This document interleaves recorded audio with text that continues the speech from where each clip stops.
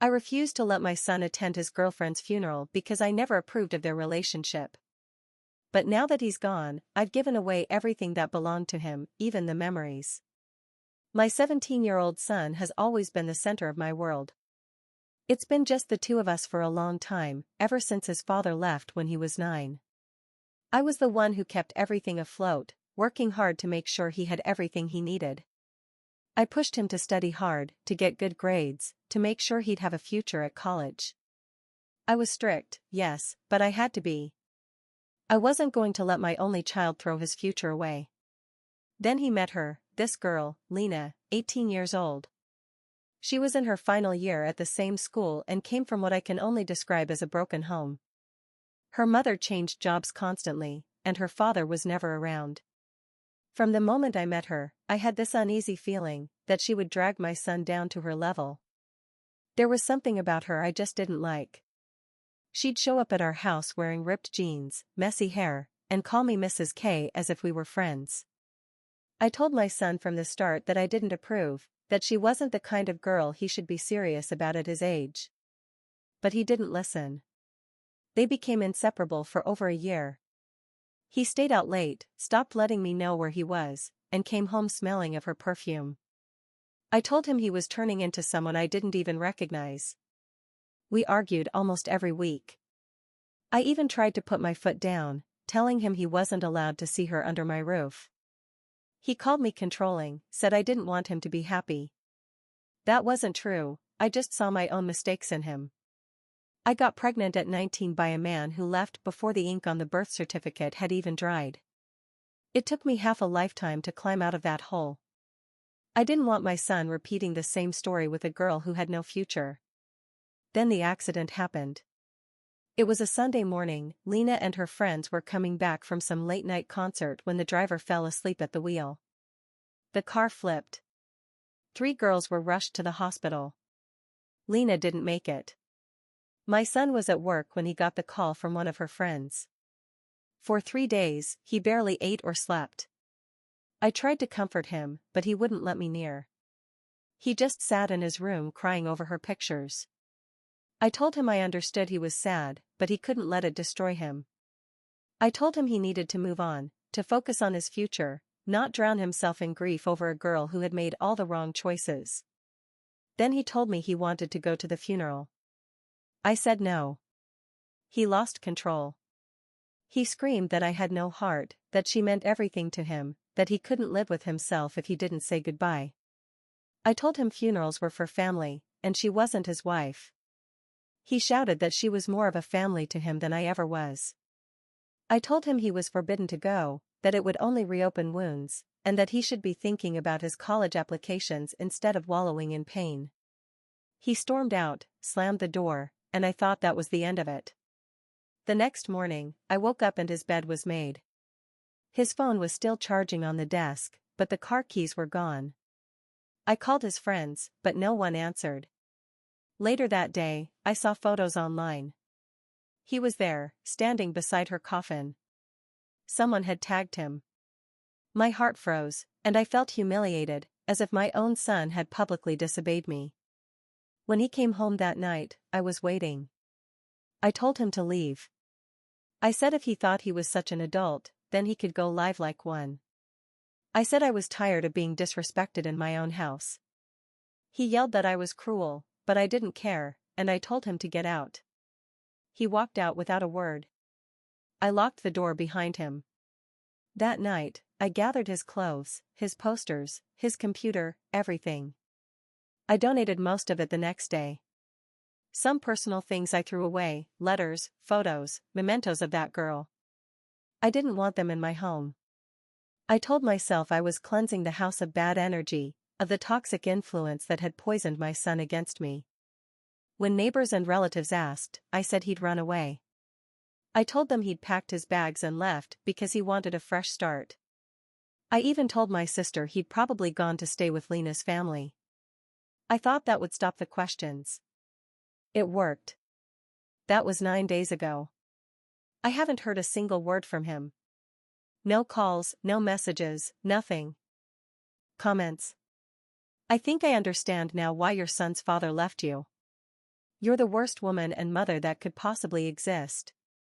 You say you've donated his things, which is also known as stealing them. And on top of that, you told him he couldn't go to the funeral because it was for family only. What kind of bubble do you live in? Funerals are for anyone who wants to say goodbye. Your ex might be a bad person for abandoning his son. But you're far worse. Congratulations, you've managed to outdo a deadbeat father in the race to be the worst parent. I can understand not liking your son's relationship with a girl. Though I think you had some kind of emotional incest going on. As if you only wanted him for yourself. But your son was heartbroken after losing someone. And instead of letting him say goodbye, you stopped him and sold his things. You should have let him go to get some kind of closure. It's not like he could ever see her again. There's something I don't understand. You complain about that girl coming from a broken home because she had no father. But your son came from one too. I don't know the reason behind hers. But in your case, I'm sure it's because of your madness. Maybe her home wasn't as good as yours. But you need to look at the whole picture. You seem to have a family that supports you, maybe Lena's mother doesn't. And honestly, I doubt things were as bad as you say. It sounds more like jealousy to me, the kind that comes from someone sickly possessive. Update 1. I need to clear some things up. Because people, both online and in real life, are spreading lies about me. I've been accused of being abusive. Of throwing my son out like trash. Of being some kind of monster. I know how that post must have sounded. I was angry when I wrote it. Maybe I didn't explain things clearly enough. Or maybe people just read what they wanted to read. But I refuse to let myself be painted as the villain here. As of today, my son still hasn't come home. That's the part one can't sugarcoat, no matter how much I try. Now I know where he is. Lena's mother came to my house 3 days ago. Apparently, he's been staying with her. She said he showed up the night after I told him to leave. She took him in, saying no child deserves to be homeless after losing the person they love. I asked how long she planned on keeping him there. And she said, as long as he needs. I told this woman she was overstepping. That it wasn't her place. That she was manipulating him in his grief. To fill the hole her daughter left behind. She slapped me, hard. I didn't hit her back. I'm not that kind of person. I told that crazy woman to leave before I called the police. She left. I didn't even let her take some of my son's things to give him. If he wanted them, he'd have to come himself to get them. After that visit, I tried calling him from my phone. But as expected, he never answered. So I borrowed someone else's phone. So my number wouldn't show up when I called. He answered after a few rings. I said, "Son, it's me, Mom." There was silence, then he hung up. I know everyone will say I deserved that. But nobody understands what it's like to raise a child alone. It feels like everything you do gets judged. And nothing you do is ever right. After my first post, someone from our town, I still don't know who, found it and shared screenshots on Facebook. Now everyone knows. People from my church, my neighbors, my coworkers. Even my son's former teachers. It's been humiliating. The comments are cruel. They've called me abusive, narcissistic, heartless. Our pastor told me. Maybe you should take some time off from community events. Which is just his polite way of saying. It's hard to preach the weekly sermon when everyone's whispering about you. Translation, everyone's gossiping, and I'm the problem. Even my sister turned against me. She texted me saying she saw the post. And that I needed professional help. I told her she's always been soft when it comes to drama. And doesn't know what it's like to raise a child alone. She said, I'm learning, by watching you. Now I know what not to do. I've never been cruel for the sake of being cruel. Every rule, every boundary, came from love. I want to make it clear that I didn't donate his things out of spite. That's not true. Yes, I got rid of some things that reminded me of her. letters, photos, little. Now he's out there with no supervision. Free to sleep with whoever he wants. Do you see the problem now? And for God's sake, donating those clothes isn't the good deed you think it is. Donating clothes you don't use is fine, there are people who might need them. But in this case, you donated things your son was still using. And even belongings that once belonged to his late girlfriend. Were those also donated to people in need? I'd love to hear how you justify that. And accusing a dead girl of being unstable. Someone who can't defend herself. How low can you go? So far, the only person who doesn't seem right in the head here is you. Update 2. Yes, it's been half a year since my last post. If you came here to gloat, you'll get your satisfaction soon enough. Yes, my son is gone, completely, and officially, for good. As far as I know, he moved out of state in March. He's attending some university elsewhere now. I only found out because my sister forwarded me a Christmas card from Elena's mother, of all people. Apparently, he was accepted into a program there. Funny, isn't it? When I pushed him toward engineering scholarships, he told me I was suffocating his creative spirit. I guess he finally got the freedom he wanted. Because he chose something completely different from what I ever wanted for him. He changed his number, his email, everything. He's blocked me on every social media account he ever used. The only trace left is his old Facebook profile picture. A photo of him and Lena in a pumpkin field. Frozen there at 17, smiling like he had the whole world ahead of him.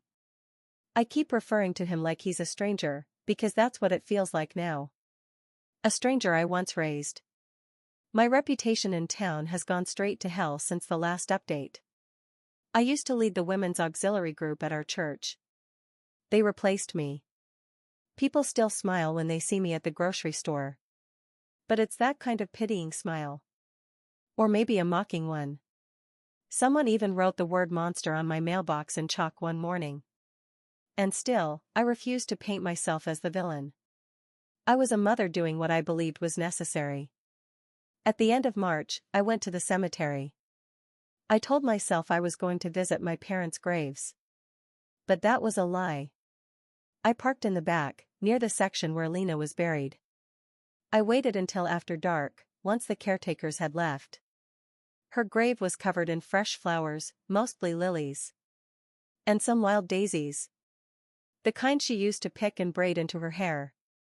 When she came over to our house, I stood there for a long time, watching the wind move through them.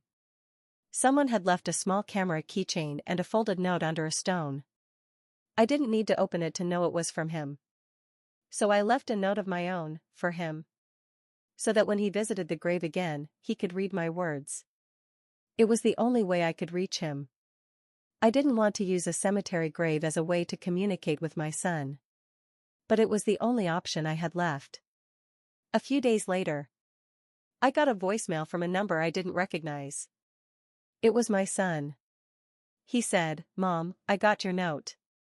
I'm not angry anymore. In a way, I'm grateful. Because of what you did, I was able to get away from your toxicity. And from everything bad that surrounded you. I've tried calling that number back. But it never answers. I don't think it was really his number. But I still had hope.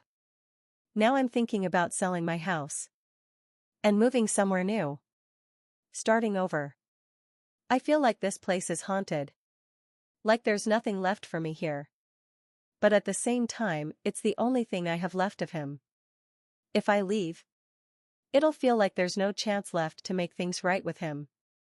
It might sound silly. Because we're already so far apart. But that's all I can think about now. I've started therapy. In the first session, my therapist asked why I hated Lena so much. I told her I didn't hate her, I hated what she represented. She was the kind of girl who ran headfirst into life without looking both ways. The kind who never thought about consequences. I used to be like that, before my son. Before responsibility. Before I got pregnant at 19.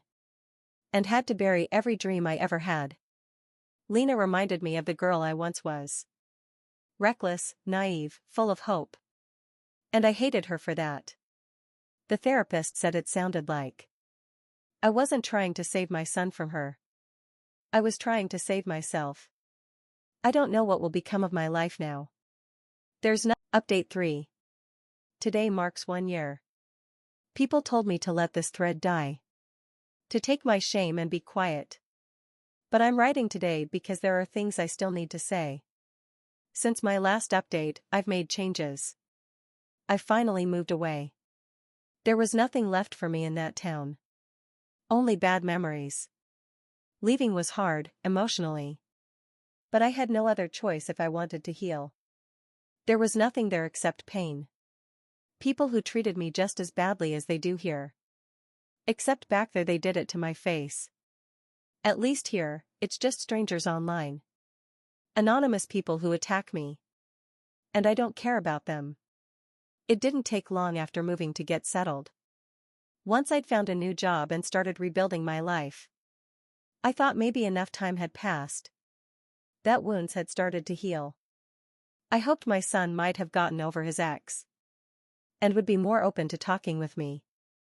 Well, he didn't. So I've made the decision to stop trying. It's incredibly painful. To be rejected by your own child over and over again. But I think the healthiest thing for me now is to accept that I no longer have a son. I know people will call me names. Say I deserve it for being a bad mother. But if they actually read the details of what happened, maybe they could find at least a little sympathy for me. I didn't even know which university he was at. But I knew he was studying somewhere. I literally spent an entire week calling different universities with similar programs, trying to get information. Luckily, our last name is uncommon. So it wasn't too hard to check whether he was enrolled or not. I'd say things like, I'm calling about my son's tuition. I'm not sure if I paid for the last month. And when they told me there was no student by that name, I'd hang up and move on. That's how I finally found where he was. It wasn't easy. I don't know how many universities I called before I got it right. When I finally learned where he was, I made a weekend trip to the campus. It was far away. And for those wondering, yes, his tuition was paid. I spent 2 full days walking around the campus, hoping to catch a glimpse of him. To maybe get close enough to give him a hug. But I never found him. It made the trip, and all the money I spent, feel wasted. I wanted to stay longer, since I was between jobs and didn't have to rush back. But apparently someone had contacted campus security. They escorted me out, saying I had been loitering around the area for days. I tried to explain that I was just looking for my son. That if they helped me talk to him, I'd leave soon after. But they said that was considered harassment. And that if my son hadn't given me his dorm information, then I had no right to be there. I came back later, thinking they wouldn't recognize me. But they did, and they called the police. In the end, I was lucky they didn't press charges. But I had to leave town as quickly as possible. That felt like a punch to the gut. As if fate itself didn't want me near my son. So I took that as a sign. And I've been working on letting go. It feels like mourning. Like my son has died.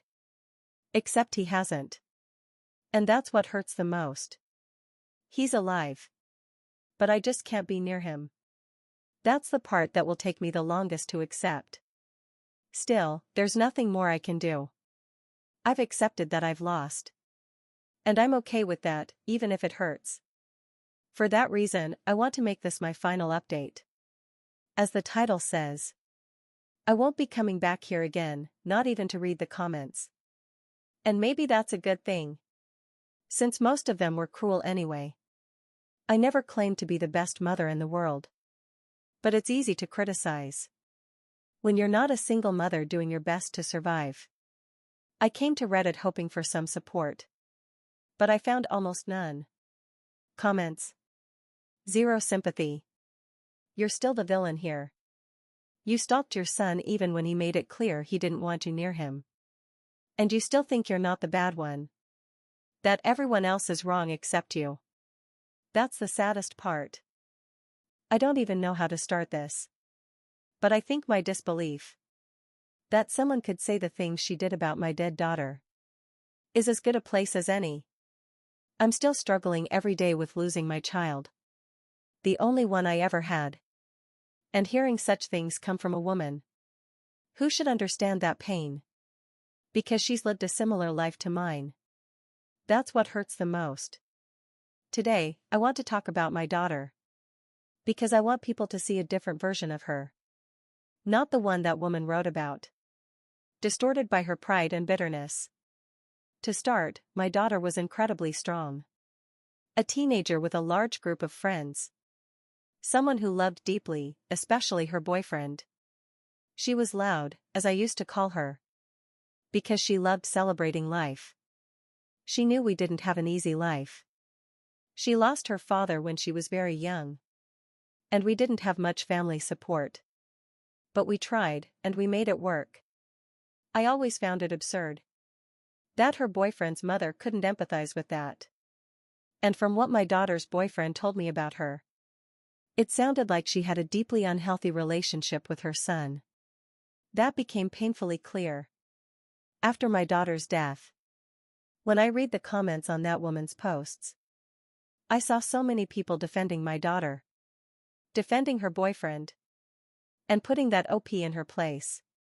But there were also people who said my daughter deserved to die because she went to a concert, because they assumed she'd been drinking, or whatever else they decided to believe.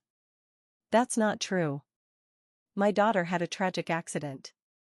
The car they were in malfunctioned, went off the road, rolled over, and killed my daughter and one of her friends. Only one of the three survived. That brings me to the funeral. It was a double one. People were there paying respects to both girls. And then she showed up, causing a scene. I was hugging my daughter's boyfriend, and he was hugging me. We were giving each other strength. We had both lost someone we loved deeply. We were just comforting one another. But she didn't see it that way. She started yelling that my daughter had tried to steal her son. And now I was trying to do the same. To replace my daughter in his life. Just saying it makes me sick. That woman had some sort of mental problem. Because nothing she said made any sense. Thankfully, some of the kids, friends of both my daughter and her son, helped remove her from the service. They stayed until she left. Someone called the police. And we all saw her drive away afterward. After that, her son stayed with me. Because he refused to go back home. And I let him stay. No child should have to return to a house filled with that kind of toxicity. I did try to go pick up some of his things from their house. But that went badly. There were a few incidents afterward. When his mother came to my home looking for him. Even bringing the police. It was pure chaos. The first time, she came alone and was relatively calm. Well, as calm as she could be, given the circumstances. But compared to the second visit, it was almost civil. The second time, she brought the police, claiming her son was still a minor and had to return home. We spoke with the officers, and her son and I explained that we feared for his safety in that house. That fear became very real when she started scratching me and pulling my hair in front of him. It ended with the mother being taken away by the police. And a few days later, I helped her son file a restraining order against her. Eventually, he moved out of state for college. And things finally calmed down. She was fired from her job. And dropped from several community programs she was in. People began avoiding her. That isolation kept her away from me for a while. Until one day, I discovered that she had vandalized my daughter's grave. Spray painted it. Destroyed some of the things people had left there. We saw it all on the cemetery cameras. We filed a report. Though not much came of it. But at least she had to pay for the repairs. A fine. and perform community service at the same cemetery. I'll never understand why she hated my daughter so much. The only explanation I can find is that she had an unhealthy kind of love for her son. Everything she did, showing up at the funeral, her words, her actions, it all points to that. I never thought she would go this far. That's all I can really say. I just wanted to talk about my daughter. And to let people see who she truly was. Update 1. Before I begin, yes, I've read that the other OP has posted again. Thank you to those who mentioned it in the comments on my last update. I'd rather not comment on her version of events. I only want to share what's been happening, from my perspective, and from her son's. No, he doesn't want to write anything himself. He knows about all these posts, but he won't say a word. When she moved out of town, I was relieved. I didn't throw a party, but I was happy, finally, she had disappeared from our lives. I even made a quiet toast to that the night she left. She hadn't done anything recently. But everyone already knew what had happened from my previous post. And honestly, no one wanted her around anymore. That was, until she followed her son to his university. I don't know how she managed to find him. Maybe exactly the way she described in her own post. Or maybe someone helped her. But the problem is, she found him. She actually traveled all the way there. It was her son who saw her that day. And immediately notified campus security. He still had a restraining order against her. And she was violating it. So, the police were called. She was released a few hours later. Since it was her first violation. But she came back the very next day. That led to her arrest. 30 days in jail for violating the restraining order. A second time within just hours. She didn't leave the area as she claimed in her post. She was there for a few more days before finally disappearing. Since then, no one has heard from her in weeks. No one knows where she moved, only that she's gone. I don't know if she had any friends left in town after everything that happened. I haven't spoken to her family either. But I doubt they want to talk about her anymore. Her son is safe. Thank you to everyone who asked about him. He knows that if his mother ever shows up again, she's likely to face 6 months to a year in jail. That would be her third strike. And in that state, it's taken very seriously.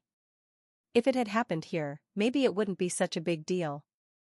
But the restraining order applies nationwide. And the consequences depend on where she's prosecuted. Edit. Less than a month ago, I was writing about the OP who stalked her son. And today, I have another update to share. Not long after my previous post, she returned to the campus. She had been lurking near the edges of the university for almost a week, waiting for her son to leave the grounds without being noticed. Security cameras from nearby businesses captured everything. There she was, the OP. Despite being legally forbidden from approaching him. When her son finally left campus, she waited just 2 blocks away. Then rushed at him and tried to hug him, violently. It's hard to describe. But she clawed at his face while he tried to push her off. Even his friends, who were walking with him, had to pull her away. The police arrested her again. After reviewing the evidence, the judge sentenced her to 12 months in prison. It feels like a horror movie that never ends.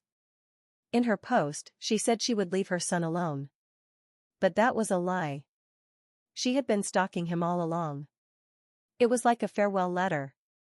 As if she already knew what she was about to do. And what was about to happen. I just hope I won't have to come back here. At the end of 2026. To write about her again.